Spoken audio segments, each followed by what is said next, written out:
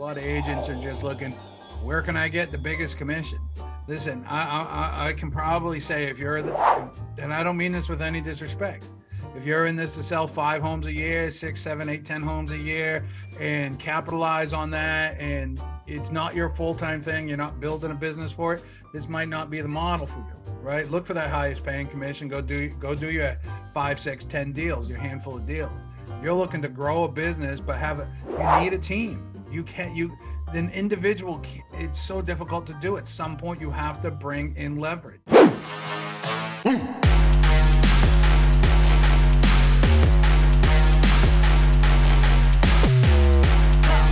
All right, looks like we're live. Hey, everybody, welcome to another episode of LabCoatAgents podcast. And today we're going to be talking about growth and teams and expansion and why agents should be considering this. And we're going to be talking to somebody that actually does this for a living. This is pretty much their purpose.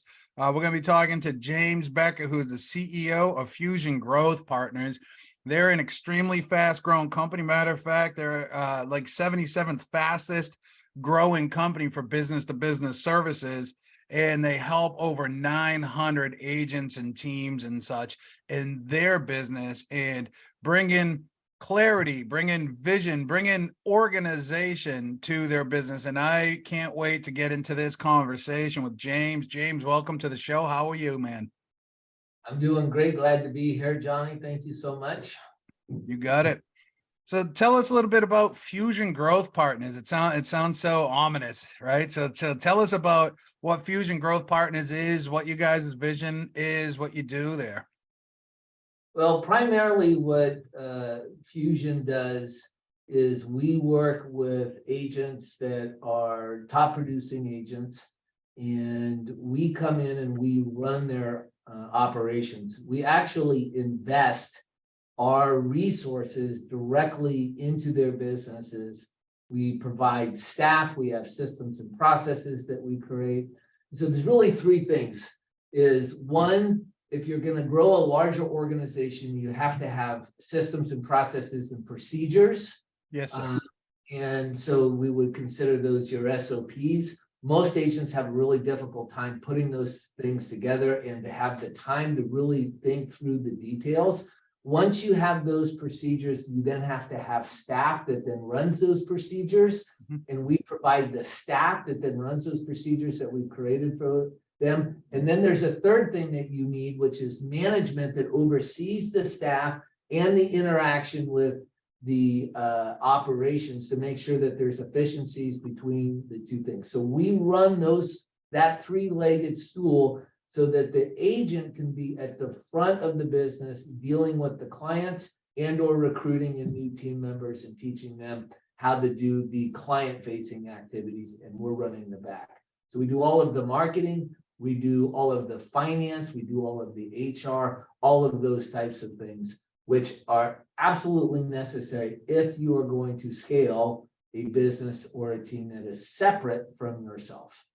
Yeah, you had me sold, man. I'm already sold. You had me when you said SOPs, because I'm big on SOPs, because if you don't know what you're doing, how do you expect anybody else to, right? I had the privilege of sitting with Michael Gerber for a couple of days and talking about the E-Myth and all that. And, I'm totally big on that as somebody that's built companies, as somebody that built a big real estate team at one point several many years ago. I understand the frustrations, the endless, the sleepless nights. And even right now, as I explore my town, it's like, I'm great at this and I hate to do this. So that suffers, right? But when you get the right operators in place, man, everything moves a lot smoother, right? And I think that we're going to see what you guys offer more and more valuable as this market changes, because we're the agent's best place to be. This was told to me in 2003 from one of my first brokers, the first one I liked. Anyways, my second broker, I was there for about 10 years at Remax. He said, your place is to be belly to belly with people. That's it, no more, right? And you're out showing houses, when you're listing homes, you're making money, right? That's a Tommy Hopkins thing, is belly to belly. 20 people belly to belly a day. That's the secret to his success. right? And you guys are providing the vehicle for that to happen. You're taking all the anxiety away, all the stress away, all the minutia away. And I think that's great. And I hopefully we get through to somebody that's going to listen to what we're talking about, because it's real powerful. What are some of the benefits from what, expand on your service just a little bit, right? And then the benefits that an agent would see, whether it's a benefit of time, whether it's a benefit of growth and scalability, right? Explain why an agent should consider this. Well, if I could share my screen real quick, I can give a couple of visuals that might be helpful. By the way, when I first read the E-Myth, it was a long time ago. I was running a marketing business, and I was struggling at such a high level. I had like 20 employees, and it was just an absolute crap show. And when I read that book, I felt like someone taken a 2x4 and hit me across the head. It was so basic and so simple, yet I couldn't see it at all. And it was like a complete epiphany. So anybody who's really thinking about growing a business, highly recommend that you read the E-Myth Revisited by Michael Gerber. It's a 2-night read. It's a very simple read, but I think it's critical for anybody who wants to run a business. For sure. So I agree. you guys see my screen by any chance? I can see it. Okay, great. So you see this pyramid here? This is a traditional real estate agent's business. Everything that has to happen is on the shoulders of the real estate agent. They got to do the lead gen, they've got to do the administrative, the graphic design, web design, systems and processes, and they have to take care of all of the clients. And so in our viewpoint, this is simply unsustainable and unstable. And so how long can you keep going like this? Well, statistically, according to NAR, 87% of all real estate agents turn over every 5 years.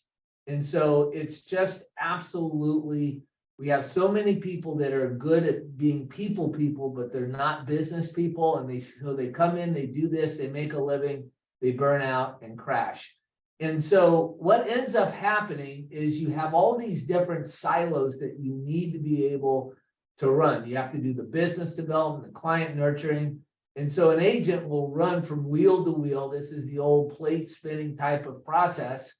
And then you get a marketing, and then you got to go back and do some client nurturing and business development. And eventually, over a period of time, that agent is going to burn out. And so that is the issues that we see. And so when it comes to scaling a business, the number one reason for growth challenges, in our opinion, and this is from what we see from the experiences that we have, is simply a lack of execution of the basic and fundamental business practices.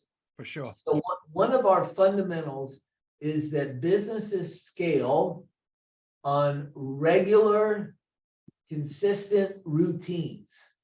That's it. Regular, consistent routine. So if you look at a Starbucks, you have the food come in every day, they clean every day, they order the drinks. It's just this system over and over again. That is very boring. And this is one of the reasons why real estate agents don't do this, but it's the boring that eventually generates larger business. So I'll stop there. Do you have anything, Johnny, that you'd like to ask at this point, or jump in? Because I know you don't want to interrupt me. You're polite. I will just add this. I love everything that you're saying. I created a set of principles at More GCI, which was the training and accountability company, called UPAD, UPAD, understand, plan, action, and discipline. And everybody's heard the term, I'm working on your business. You got to work on your business, not just in your business. And so take Gerber again, there's the entrepreneur, the manager, and the technician level. What you're talking about is most real estate agents are missing. And I agree with this. This is exactly what I would say in my training. Most of you are missing the management level of your business. You're just acting as the technician, doing this, doing that, doing all these things. The manager's job is truly to understand and put the plan together. And by understanding and putting the plan together of what the goal is, then you put it into action. And you have the discipline to do the work and make up any negative gaps. That creates the missing link, which is accountability back to your own management level. But it all starts in the management level. So if nobody's managing your management level, then you're a rudderless ship, right? You're just a rudderless ship. And what you guys are providing is that crucial missing link. This is a common phenomenon for any business. So if a real estate agent is a good agent, they're a good person, they've got a good network of individuals, they're going to end up selling business. And so they come in, they start selling business, and then as they get more and more clients, the complexity of managing all of that business becomes much more difficult. And that complexity is the #1 killer of growth. So you want to grow, but then you grow, and now you have this complexity. So how do you manage this complexity and still keep taking care of the clients? And Harvard Business School coined this dynamic, the growth paradox. And so this is what almost every business suffers with. And as a matter of fact, I read this one book that was talking about regular business, that there is this dark hole between businesses that are at $1 million in sales and 5 million in sales, because they keep having to feed the beast to take care of this complexity. And very rarely do companies make it unless they get over that $5 million mark, where they have a little bit more margin to run it. And this is what happens with most businesses, is they just, so here's the problem, is that if you're a good agent, I mean, the cards are stacked against you. If you're a good agent, you're going to develop a bunch of business. And if you develop a bunch of business, you're now going to have a whole bunch of complexity on how you take care of that business. Do you hire people? How do you maintain the level of service? How do you compensate those people? How do you make sure people don't steal your business when you come in? It's just layers after layers after layers. And so this is why so few people, I think, in our industry and even other small service-based businesses really suffer and struggle, is because dealing with this complexity, most people don't realize that they're going to run into that. Most new agents, yeah, I sold 4 deals, like things are going great. They just don't know when it starts to go at a higher rate that they're closer to, as they get more successful, they're closer to the end of their career to a certain extent in some cases. Sure. And the thing is, we can just simply look at Rich Dad, Poor Dad, Robert Kiyosaki too, right? In the quadrants. And I say this, and I don't mean this with any kind of disrespect to any agent at all, but most of y'all don't own a business. You're not entrepreneurs. You are self-employed people. The people that run this like a business are those mega producers, right? You can only get so big, you can only sell so much as a self-employed person. As a business, you are now delegating, you're handing off control and responsibilities to people, but it's through that delegation and that handing off of responsibilities of tasks to people, that's where the growth comes in, because there's only so much time in a day, and you can't spend all of your time in all of the verticals. Right. So actually, this is a slide that I was just able to pull up. If your business depends on you for everything, you don't own a business, you have a job, and it actually owns you. Yes, sir. Everything is on you. The weight of it will feel heavier and heavier as time goes on, and there's little to no chance of sustainability, period. So you have to have a team around you. And I'll tell you a story. So I used to be an avid, I lived out in Sacramento, California, and before they stopped burning the rice, we would go out and do some duck hunting. I don't know where you're from, Johnny, but it's one of those things that's a lot of fun, and you do it with your buddies and whatnot. And the ducks fly when the wind blows, and so I'd be working, and the wind would start to blow, and I go, I'm going to go hunting. No, I should stay and work. No, I'm going to go hunting. I should stay at work. No, I'm going to go hunting. I'd have this mental fight. every day. And then I finally give up and I say, okay, I'm gonna go hunting. I drive the 2.5 hours. I get out in the duck blind after walking an hour through water to get out there. And I get in the duck blind. I go, oh my God, my business is dying because I'm in the duck blind. I'd have this mental struggle all the time and what I was doing because everything relied on me. If I wasn't working, my business was dying. And that's a heavy load, particularly if you have to support a family, if you got, you got to pay the mortgage, all of those types of things.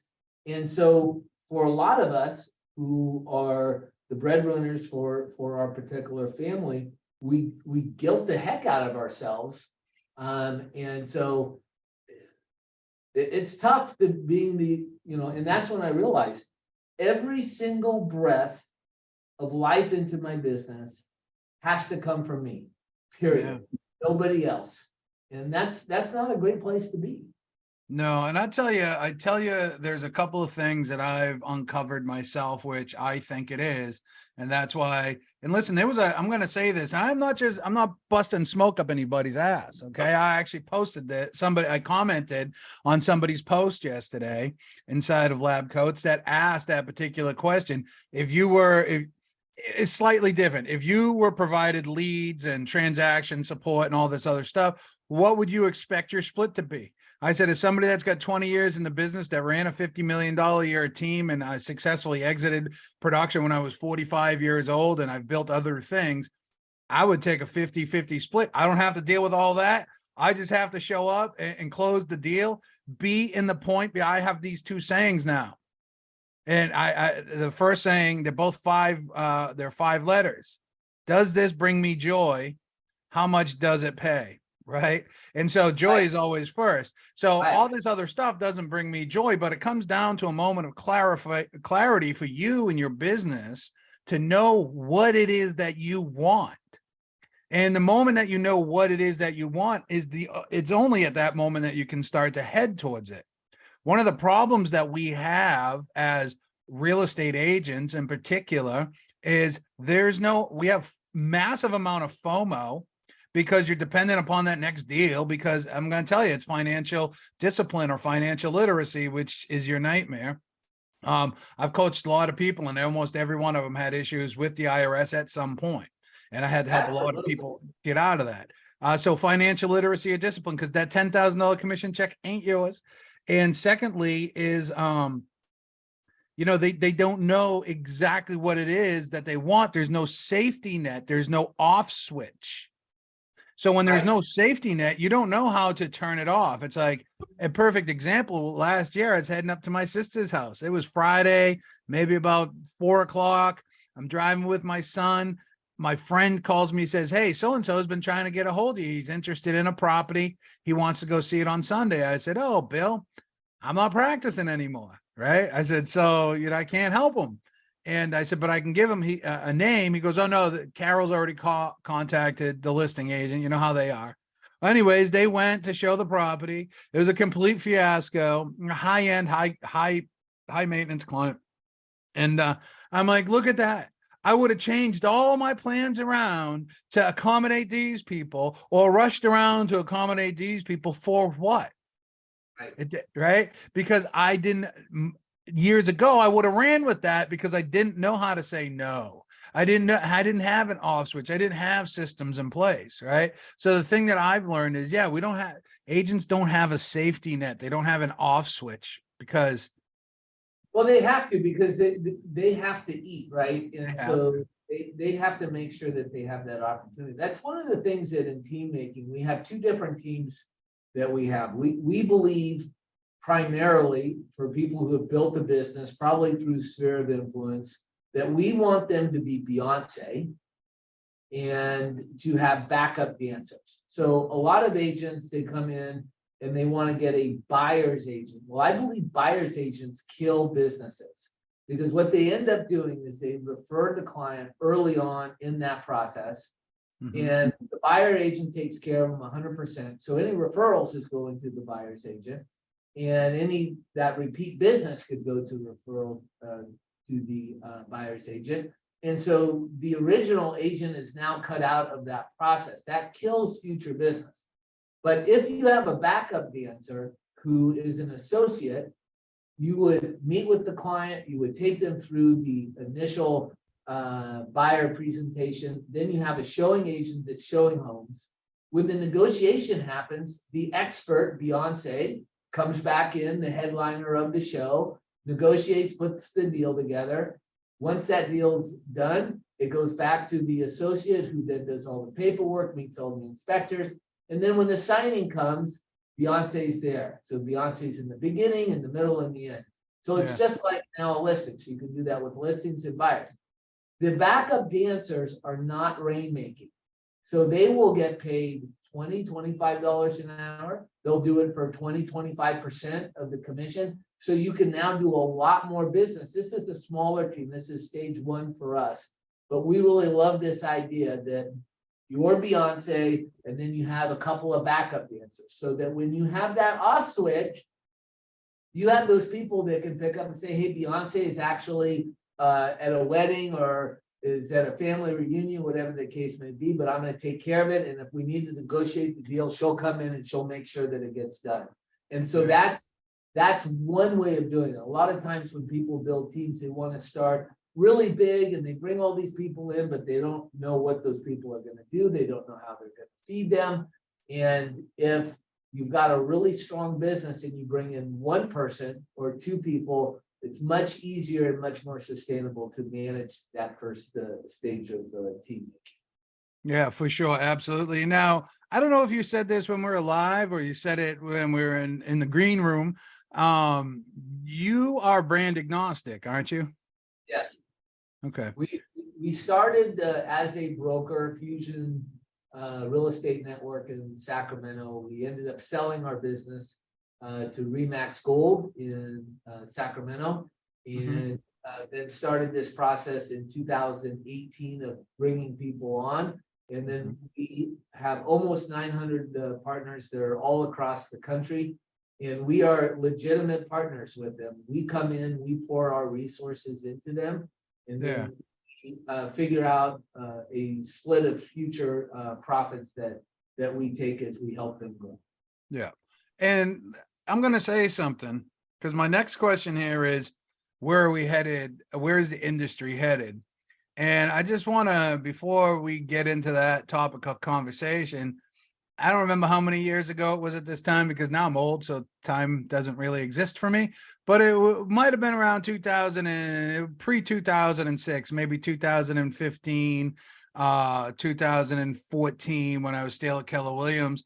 And Gary Keller, who, listen, love him or hate him, he is one of the foremost expert. He's a revolutionary in the industry, right? He revolutionized with KW. He said that teams and mega teams are going to be the future in our industry because the cost to run your business as an individual is going to get, I mean, I'm paraphrasing, of course, is going to get so restrictive. Now take Zillow, for instance, or Realtor.com or any of these other systems, or even Google LSA. If you want to compete with somebody that's got $100 million a year in production or $50 million a year production, and you're trying to go and you're trying to grow, you're going to have a difficult time because they have a bigger war chest, right? They can just simply outspend you. And so as you grow these teams, as you're able to grow an ecosystem, you're going to need a qualified coach of sorts, right? Somebody to help you put the pieces together. Even better yet, and I'm saying this again from experience, because if you understand the 6 working geniuses, nobody's all 6, right? I'm good at the vision, at the creation of things. I'm not good at the implementation or the galvanization of things, right? You need these people around you that are able to accommodate your just call it a weakness. It's a weakness, right? Or be able to give you that leverage play to give you more time. So you got 900 people that believed in it. That's excellent. Congratulations on that. I know how easy it's not to grow a company. So congratulations on proof of concept and inception, proof of concept, and getting to that number. Congratulations. But where do you think, as an industry, we're headed? Because we're headed to change. Change is coming, right? What exactly that change looks like, I don't know. but where do you think we are headed as an industry? Not the next year, not a market crash, or any of those things, but as an operational unit, because you're an operator. Where are we headed as an operational unit in this industry, do you think? Well, I don't know. I don't have a crystal ball, but I'll just give you a couple of thoughts that I have. We have run an industry that has low barriers of getting in. Sure do.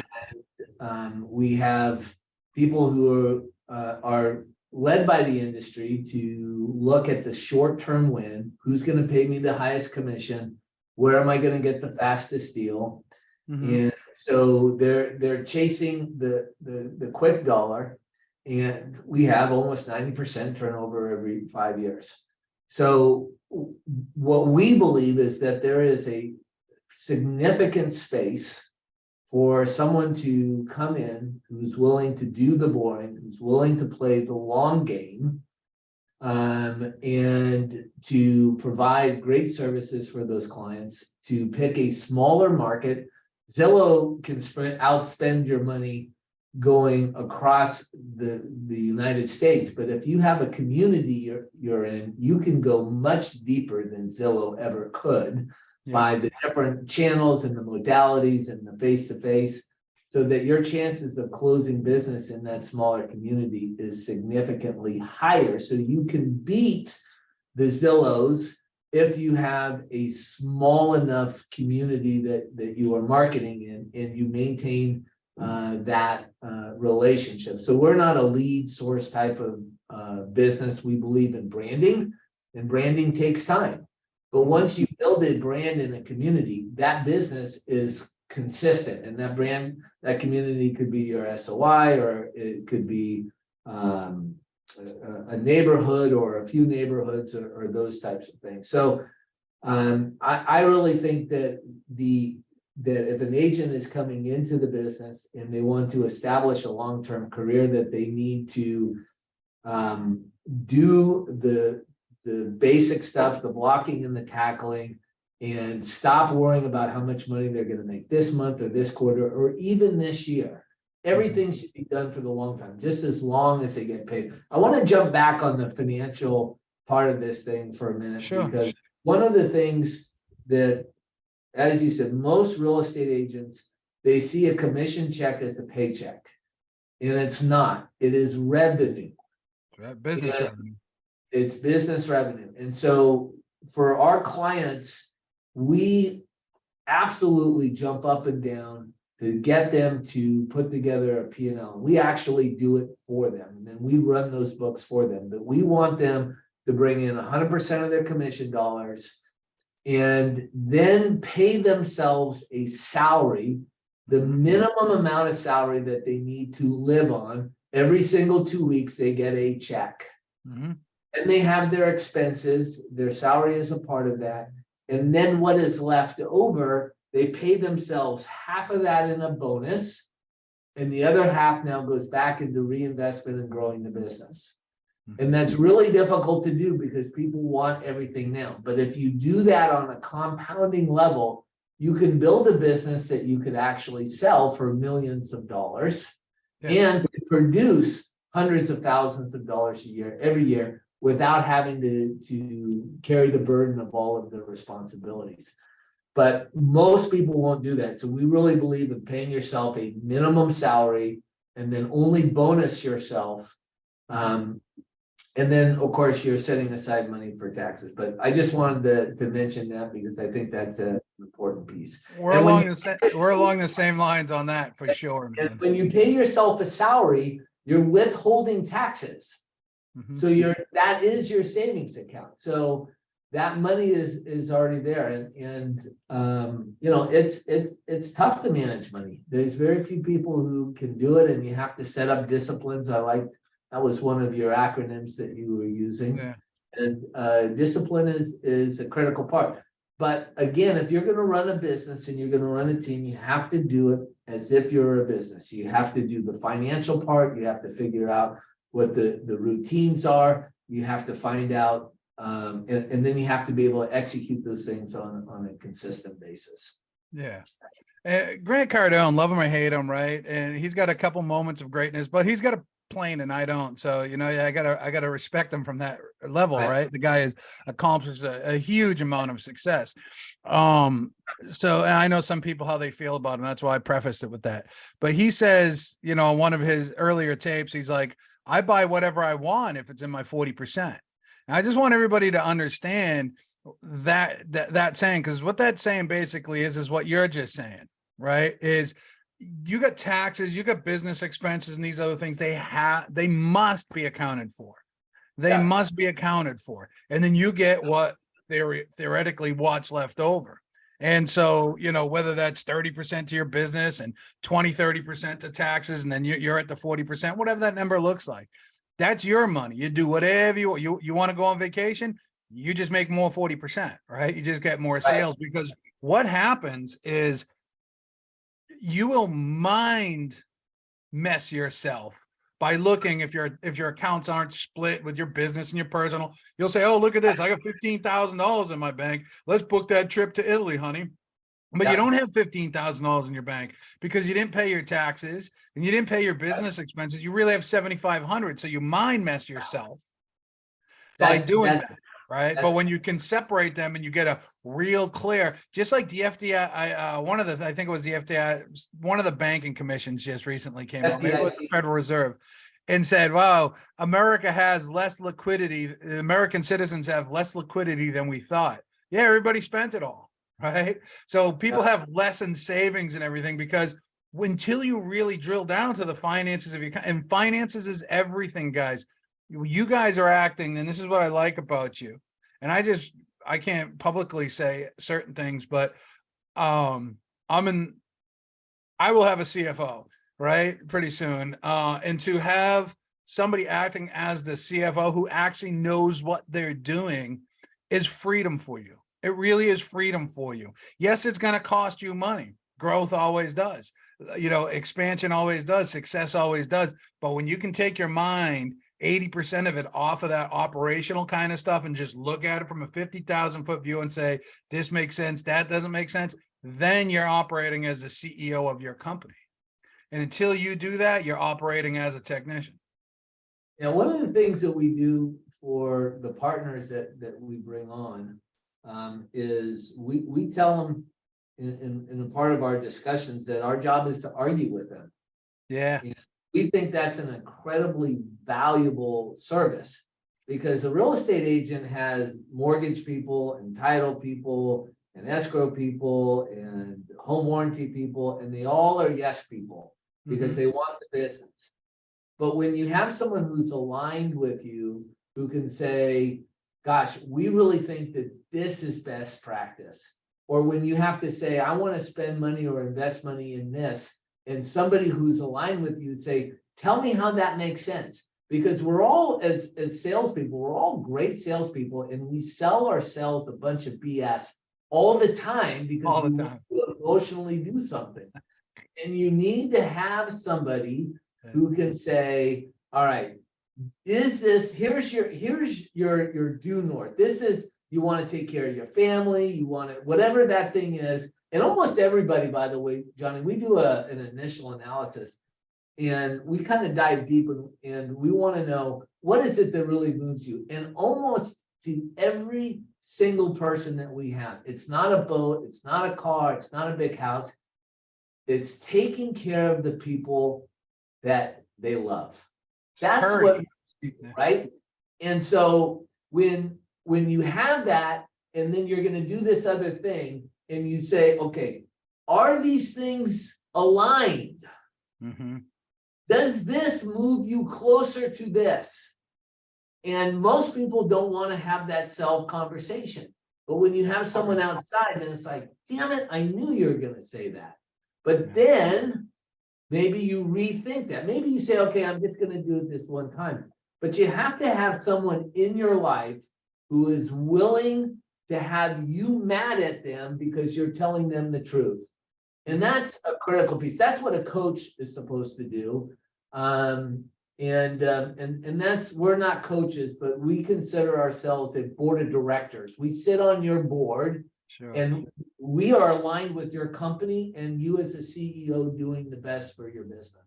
And I Yeah. think that's a very important thing. And if someone doesn't have that, they need to have somebody in their life that can tell them the truth.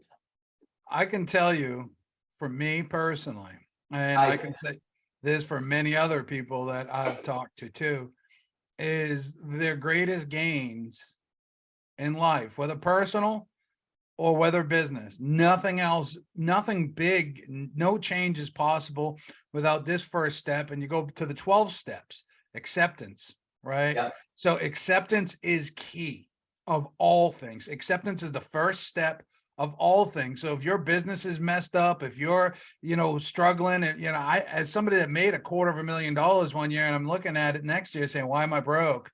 I have personal, skin in this conversation, right?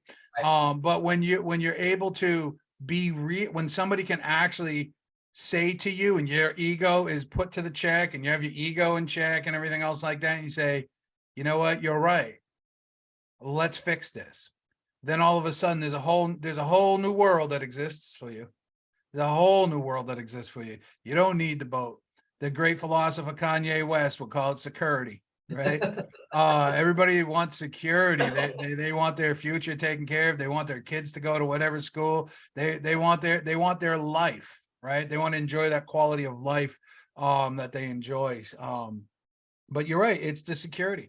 But I can tell you, the moment that you have that hard conversation with people, and you can accept that it is what it is, and know you don't know everything as the individual operator, and know you're not good at everything as the individual operator, nor are you supposed to be, right? Nor are you supposed to be. That's when that freedom comes. And when you have an organization that acts as the board of directors, like you said, who's helping to guide you, to helping you to keep your ego in check, helping you to navigate. I mean, I would even ask, every agent listening, when was the last time you did a SWOT analysis for your own business?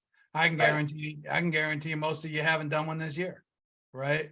But with the changing market and everything else like that, you might want to consider doing one, right? Yeah. What are your strengths? What are your weaknesses? What are the opportunities externally that exist? And what are the threats that exist externally? Because you don't control external stuff. You only control internal stuff.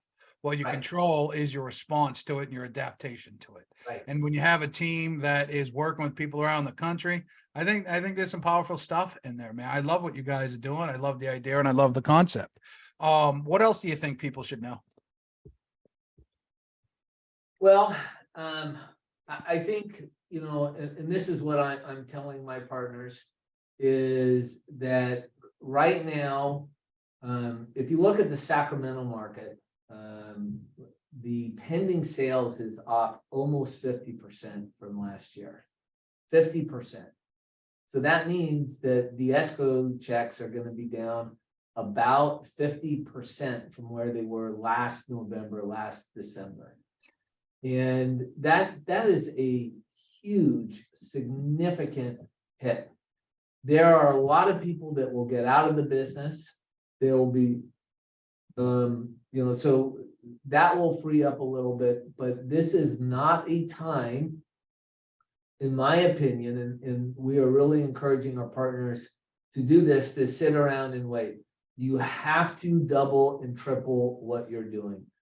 You need to have events like right now, and they can be simple events. Just have a holiday party at a bar and buy everybody who shows up their first drink. They can buy the rest of their drinks. Call and talk to people. And you don't have to talk about real estate. I really don't think it's that important. You just need to call and say, how are you doing? Get into a conversation. And I really believe that if people are financially on the edge, that they should be getting up in the morning, and I think most of the industry is, unfortunately, that they're getting up in the morning and they're calling and having 20 to 40 conversations a day, period, end of story.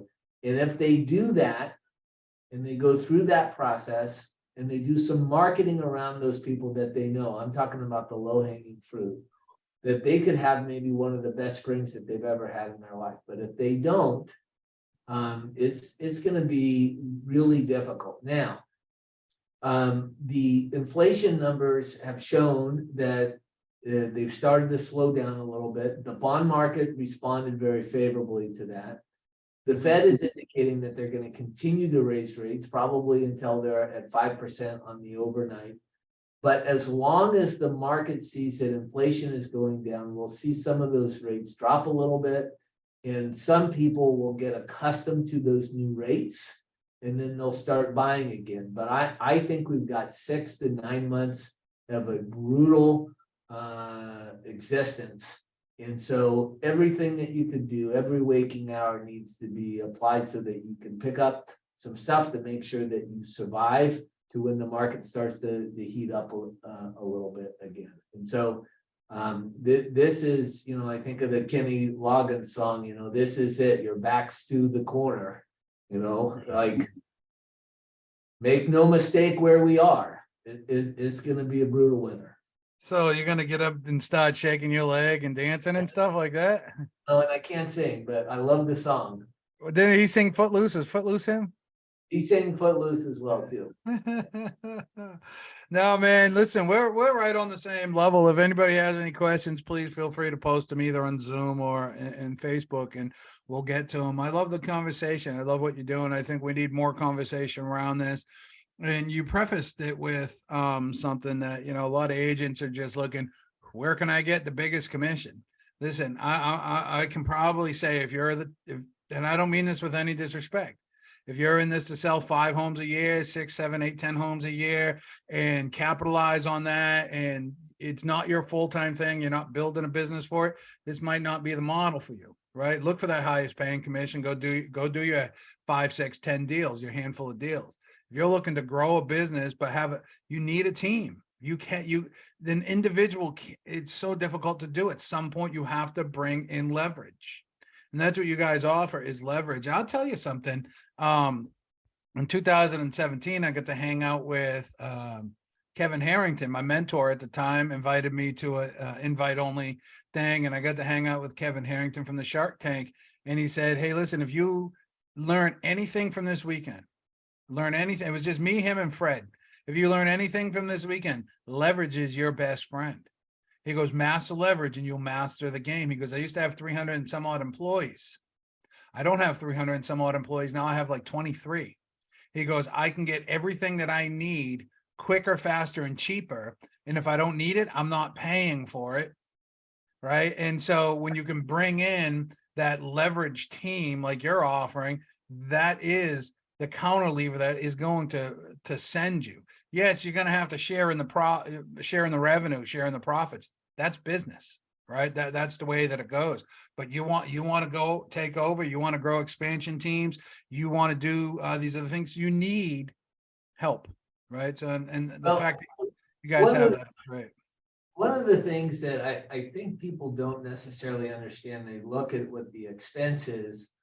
But when you bring somebody in, what leverage means, just to really keep it as basic as possible, is that if you're doing $20 an hour work, and when you are in front of a client, you're worth $100, you are legitimately losing $80 an hour. Yeah. And so what people think is, oh, I'm spending 20 bucks an hour, but you're losing that $80 an hour if you take that excess time. And I can promise you, calling through your database is worth $100 an hour all day long. Even if you're in the middle of Kansas where the prices are lower, it's worth $100 an hour. In Los Angeles, it's probably worth $500 an hour. So to me, what you really want to do is you want to maximize what your time is worth. And so in the beginning of building a team, I'll just give a couple of suggestions for people who want to start on this team building, business building idea. So we have certain qualifications and people have to be at a certain level before we can invest in them. But if somebody is doing $5-6 million in business and they want to grow a business, look at the things that you have to do on a consistent basis. So let's say there is a postcard process that you need to make sure that you get out. So you're going to be doing certain mailings. You write out every single thing that you do in SOP, and then you hire somebody to do that one thing for you. Then you go to the next process that you need to do on a regular basis. You then write out that SOP, and then you hire somebody to do that one thing. Then you go to the next thing. And pretty soon you can develop, not pretty soon, it actually takes a long time to do this, but a business, in my viewpoint, Johnny, I know that you're an entrepreneur and run businesses. If it is, particularly if it's a service-based business, it is simply a set of routines that are done over and over and over and over again. And those routines, as the business grows, just get bigger, and there's more of them as they go. But that's all a business is routines that are done over and over and over again. And unfortunately, that's not very sexy, and it's not very exciting. No. And I was listening to this guy, Alex Hormoni, or whatever his name is, the guy with the beard and the thing on his nose. He's blown up all over the place. But I'm sure that somebody who's listening knows who he is. But I was listening to a podcast today. He says the money's made in the boring. The money is made in the boring. In the morning? Boring. In the boring. Oh, in the boring. I got you. Yeah. Yeah. And listen, I often will say this. I used to say this all the time when I onboarded new agents. When you coming into this gig, you are now a business owner. You have to think like a business owner. If you're coming out of a factory job, you showed up, you punched the clock, a set of tasks was already predetermined for you to do. You did those tasks for 8 hours, you punched out, you went home, and you did that 5 times, you got a paycheck at the end of the week, right? You don't have to worry about quality assurance. You didn't have to worry about shipping. You didn't have to worry about marketing. Now you're coming in, you have to worry about all of that, right? But what you have to do is exactly what you said. And I drive my team crazy. Hey guys, let's go over the SOPs. Oh, I got an SOP for that, right? And it could be as simple as bullet points, right? I prefer them to be bullet points, right? If then statements, if this, then that, if this, then that, right? But real simple, because if you're going to hire anybody, you need to be able to delegate to them. If you don't teach them your ways, then you're abdicating, right? And so, yeah, it isn't sexy. It isn't sexy. It's redundant, but I can tell you one of the most successful real estate agents, 2 of them. I'm going to give 2 examples. They're both local here. I know them both. And they both own their franchise. One of them has somebody all day, every day that makes phone calls for him, following the 10-10-20 theory. When a property is listed, 10 on either side of the road, 20 in the same neighborhood, circle dialing. And then he calls his past clients, okay, in his sphere of influence. One of the top agents in the state.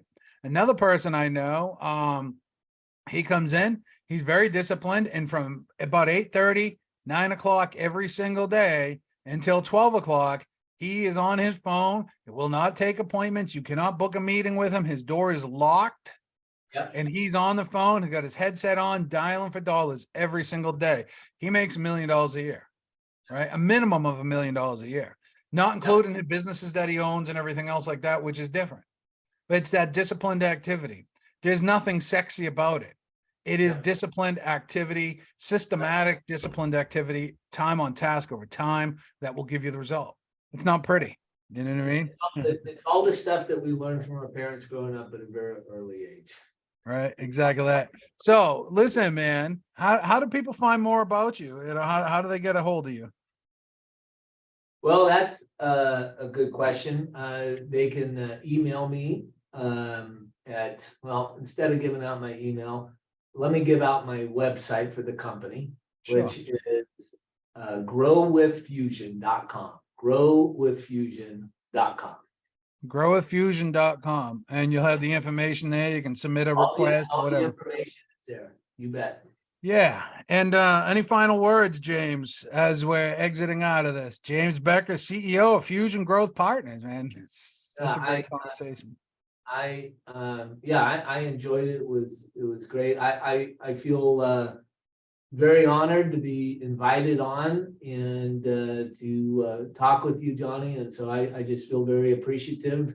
And I hope that it was a good conversation for those listening. I know it was a good conversation for me. I enjoyed it. You're talking about all the stuff that I've preached for the past decade. And it's really helped me. And there are deficiencies that I see in our business. And, I really enjoy what you're doing. I want to see you continue. I enjoy seeing you win. That's great. I want to see you continue to win. So everybody reach out to growwithfusion.com if this kind of stuff interests you, right? But anyways, I want to thank you for being on, James. Thank you for being here on behalf of LabCoatAgents and everybody else. Thank you so for much. listening. Bye, everybody.